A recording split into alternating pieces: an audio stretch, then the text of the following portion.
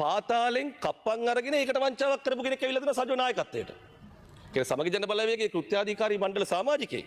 චෝදනාව තමයි පාතාලයෙන් කප්පන් අරගෙන වංචා කිරීම. ඒක කප්පන් අරගෙන වැඩේ කළා නැහැ එතනත් වංචාවක් කළා. මුජිබුර් රහ්මාන් මන්ත්‍රීතුමා මේ පාස්කු ප්‍රහාර ගැන හොඳයි ශානි මේක කරන්න ඕන ශානි අසාධාරණ ලක් වුණා කියලා නිලධාරියා ගැන කියද්දි එහා පැත්තේ පුටුවේ වාඩිලා ඉන්න දයාසිරි හැමදාම මේක ප්‍රශ්න කරනවා. ඒ ආරමයි යා මෙහිමයි කියලා. ප්‍රශ්න කරන එක නෙමෙයි ප්‍රශ්නේ. මේගොල්ලෝ ඩිස්ක්‍රෙඩිට් කරනවා. මේක වැඩක්. මේක දේශපාලන වැඩක්. පාතාල නායකයෝ කියලා නම් කියවෙච්ච අයට හැමතිස්සෙම ගැට ගැහිලා තිබුණේ ඇමති කෙනෙක්ගේ නමක්. නැත්නම් മന്ത്രി කෙනෙක්ගේ නමක්. ප්‍රදේශ දේශපාලඥයෙක්ගේ නමක්. අතන අහවල් කෙනා වැඩ කරන්නේ මෙයාත් එක්ක. මේ ගමේ මෙයා වැඩ කරන්නේ මෙයාත් එක්ක. අපිට කලින් රට පාලනය කරපු මිනිස්සු දිගටම මේව නඩත්තු කරා. ඒක අපි කඩපු හින්දා. ඒ තිබුණු බැඳීම, ඒ සම්බන්ධය දේශපාලඥයා සහ අපරාධකල්ලි සමාජිකයා අතර තිබුණු සම්බන්ධය. අපි දේශපාලන පක්ෂයක් විදියට ආණ්ඩුවක් විදියට කඩපු හින්දා තමයි අද මේ විදියට මේක අතු ගන්න පුළුවන්, අතු ගාලා දාන්න පුළුවන් වෙලා තියෙන්නේ. ඒක අපිට අස්පනා අපිට පේන සත්‍යයක්.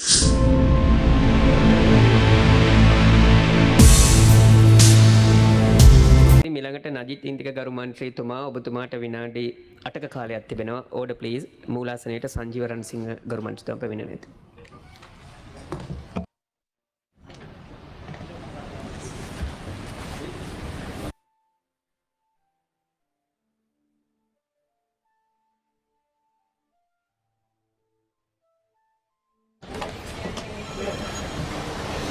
කතා කරන්න ගරු මන්ත්‍රී.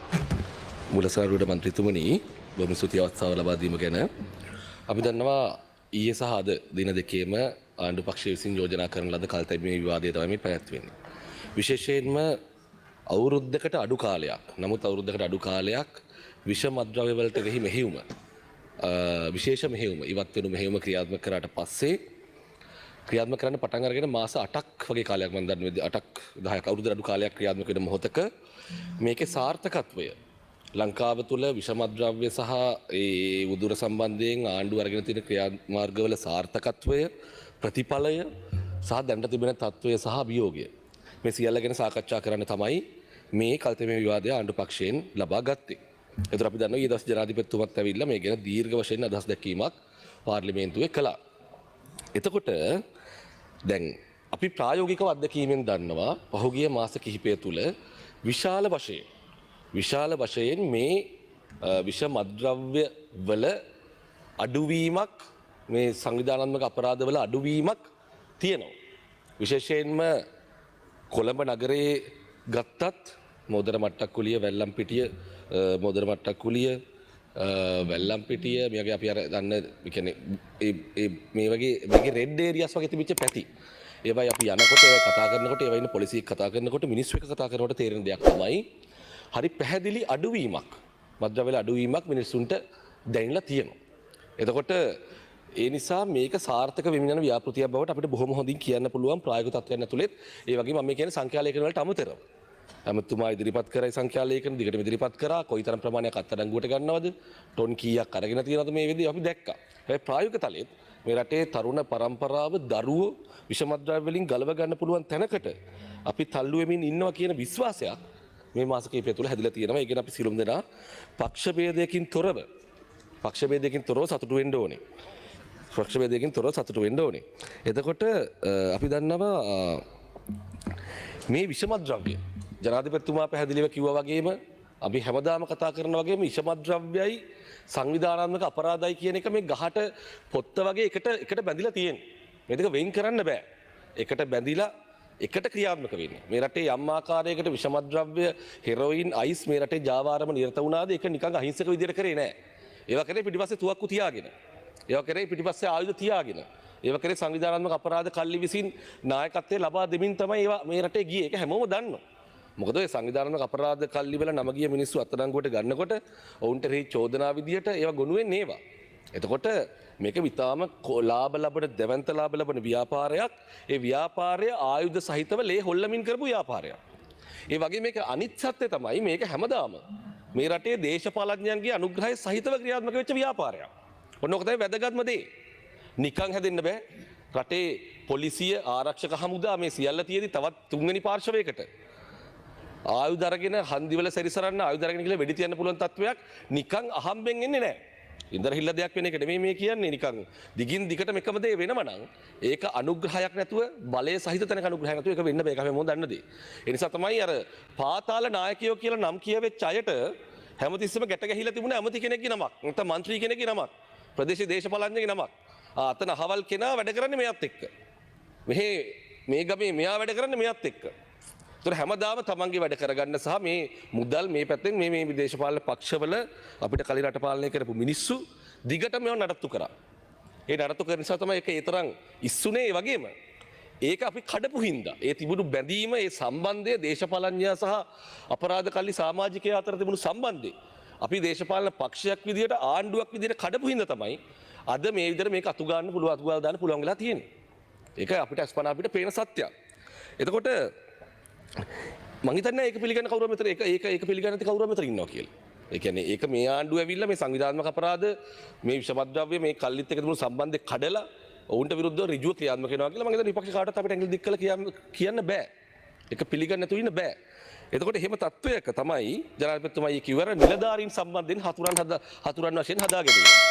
විමර්ශනය කළ නිලධාරීන් මේ විමර්ශන කටයුතුවල මූලිකත්වය අරන් ඉන්න මේ දෙපාර්තමේන්තුවල පුද්ගලයන් දිගින් දිගටම ඔවුන් සම්බන්ධව බොරුව පුරන්න, ඔවුන්ව ඩිස්ක්‍රෙඩිට් කරන්න, ඔවුන්ගේ තියෙන විශ්වාසනීයත්වය නැති කරන්න මේක පොහොට්ටුව වගේ පක්ෂ නෙමෙයි සමගි ජන බලවේගයේ ඇතැම් මන්ත්‍රීලා පාදිකටම ක්‍රියාත්මක වෙනවා.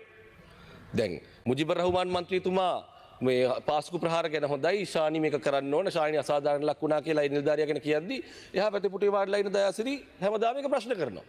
එයා ආරමයි යා මෙහිමයි කියලා. ප්‍රශ්න කරන එක නෙමෙයි ප්‍රශ්නේ. මේගොල්ලෝ ඩිස්ක්‍රෙඩිට් කරනවා. මේක වැඩක්. මේක දේශපාලන වැඩක්. මේගොල්ලෝ මේ නිලධාරීන්ගේ විශ්වාසනීයත්වය. ඒ කියන්නේ ඉතිහාසයේ පළවෙනි වතාවට මේක අනිත් පැත්තට කරකවන මේ නිලධාරීන්ගේ ඒ අවදානම් ඔක්කොම අරගෙන කටයුතු කරන නිලධාරීන්ගේ ඩිස්ක්‍රෙඩිට් කරන්න ඔවුන්ගේ විශ්වාසනීයත්වය නැති කරන්න තමයි දිගටම මේ පිරිස කටයුතු කරන්නේ. එතකොට ඒක පිටිපස්ස තියෙන හේතුව අපි හැමෝම හිතා ගන්න ඕන.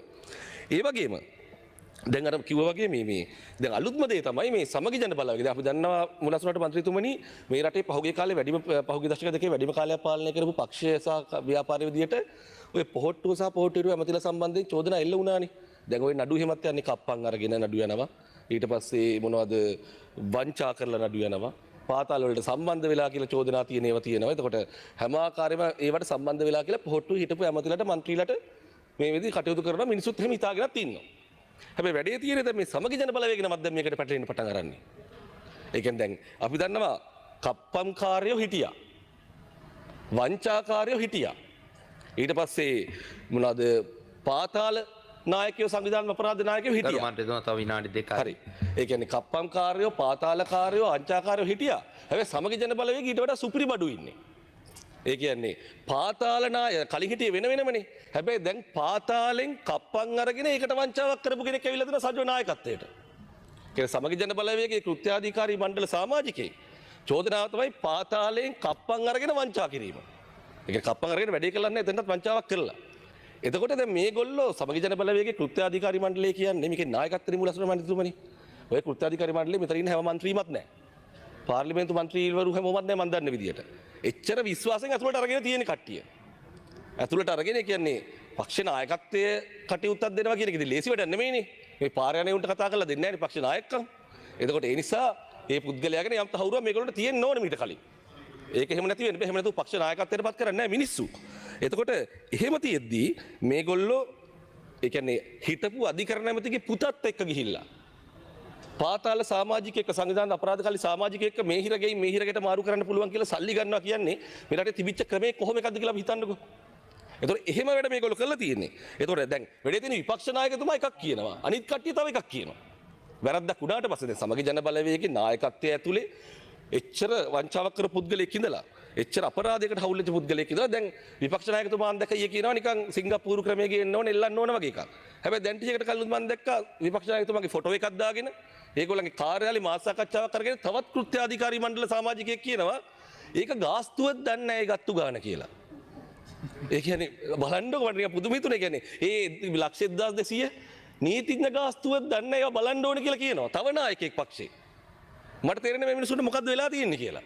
අඩුමතර වැරද්දක් වුණාට පස්සේ මෙච්චර එකක් වුණාට පස්සේ කට වහගෙන ඉන්න එපයි. එතන තමන්ගේ නායකයා කියන එක විශ්වාස කරන්න එපයි. ඒතොර ඒ විතරක් නෙමෙයි. මේ විපක්ෂ නායකතුමා සිංගප්පූරු ක්‍රමයේ ගේන්න ඕන කියනවා, එල්ලන්න ඕන කියනවා. විපක්ෂ නායකතුමාගේ මාධ්‍ය ප්‍රකාශකත් එක්ක තමයි YouTube කරන්නේ පුද්ගලයා. කාලය අවසන් කරමු. මම පොඩි තප්පරතියක් ගන්නම්. විපක්ෂ නායකතුමාගේ මාධ්‍ය ප්‍රකාශක ප්‍රසාද් සිරිවර්ධන පාර්ලිමේන්තු මන්ත්‍රී දෙන්න YouTube කර එකට. දැන් ඒවත් කරේ ඔය සල්ලි වලින් දන්නේ නැහැ. මම කියන්නේ මේ ඔක්කොම හොයන්න ඕනේ. ඔය මට්ටමේ අපරාධයක් වෙලා තියෙනවා නම් ඔය ඔක්කොම හොයන්න ඕනේ. ඊයා හිම ලේසියෙන් දෙන්න යවන්න දෙන්න පුළුවන් ඒවා නෙමෙයි. ඒකට මේ සල්ලි ගියේ කොහෙටද? ඒ ඔක්කොම හොයන්න ඕනේ. ඒ වගේම පාතාල මොනද කුඩු පිකුරු මිනිසෙකුට හිරගෙදරදී කෝල්ලණු උදයක් ගන්නපු മന്ത്രിලා ඉන්නවා.